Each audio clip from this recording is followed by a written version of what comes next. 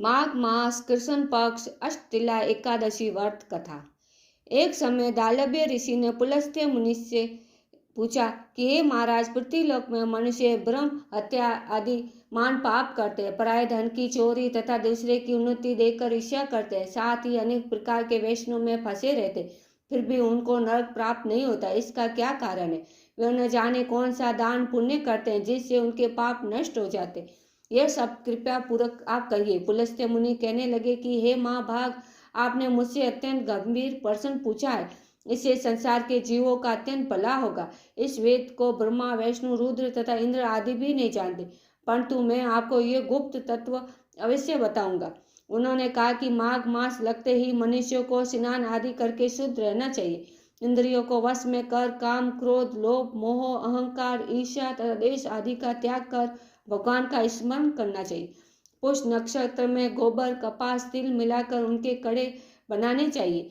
उन कंडों से 108 बार हवन करना चाहिए। उस दिन मूल नक्षत्र हो, एकादशी हो तो अच्छे पुण्य देने वाले नियमों को ग्रहण करें। स्नान आदि नित्य क्रिया से निवृत्त होकर सब देवताओं के देव श्री भगवान का पूजन करें और एकादशी व्रत धारण करें। रात्रि को जागरण करना चाहिए। उसके दूसरे दिन धूप, दीप, निवेद आदि से भगवान का पूजन करके खिचड़ी का भोग लगाए। तत्पश्चात पेठा, नारियल, सीताफल या सुपारी का अर्घ्य देकर स्तुति करनी चाहिए।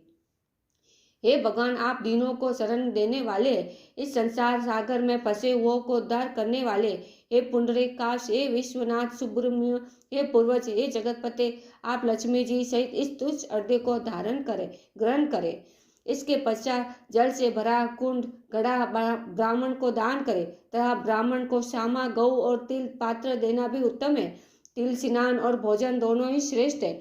इस प्रकार जो मनुष्य जितने तिलों का दान करता है उतने 1000 वर्ष स्वर्ग में वास करता है। तिल स्नान, तिल का उपटन, तिल का हवन, तिल का तर्पण, तिल का भोजन और तिलों का दान, ये तिल के 6 प्रकार है। इनके प्रयोग के कारण ये अष्टतिला एकादशी कहलाती है। इस व्रत के करने से अनेक प्रकार के पाप नष्ट हो जाते। इतना कहकर पुलस्त्य मुनि ऋषि कहने लगे कि अब मैं तुमसे इस एकादशी की कथा कहता हूँ, जो ध्यान पूर्वक सुनिए। एक समय नारद जी ने भगवान श्री विष्णु से यही प्रश्न किया था और भगवान ने जो अष्टतिला एकादशी का महात्म्य नारद जी से कहा, सो मैं तुमसे कहता हूँ। भगवान ने नारद जी से कहा कि हे नारद, मैं तुमसे सत्य घटना कहता हूँ, ध्यान पूर्वक सुनो।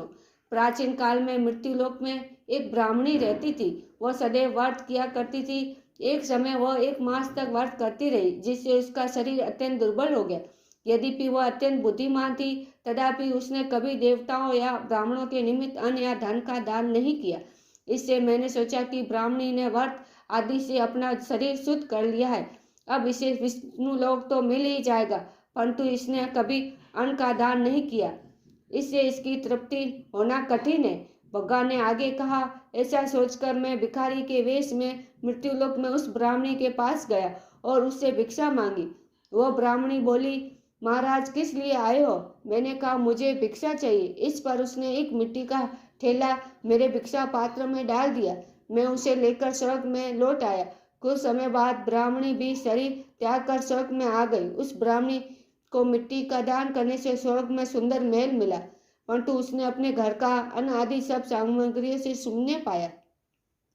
वह घबराकर मेरे पास आई और कहने लगी कि भगवान, मैंने अनेक व्रत आदि से आपकी पूजा की है, परंतु फिर भी मेरा घर, अन्न आदि सब वस्तुओं से शून्य है। इसका क्या कारण?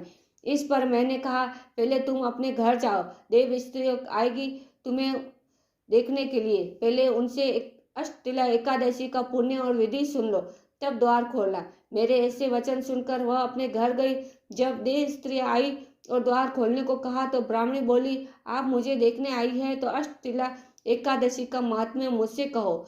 उनसे एक देव स्त्री कहने लगी, मैं कहती हूँ। जब ब्राह्मणी ने अष्टतिला एकादशी का महात्म्य सुना तब द्वार खोल दिया। देवगणाओं ने उसको देखा कि न तो वह गंधर्वी है न असुरी है, वरन पहले जैसी मानुषवी है। उस ब्राह्मणी ने अनेक कथा अनुसार अष्टतिला एकादशी का व्रत किया। इसके प्रभाव से वह सुंदर और रूपवती हो गई तथा उसका घर अनादि समस्त सामग्रियों से युक्त हो गया।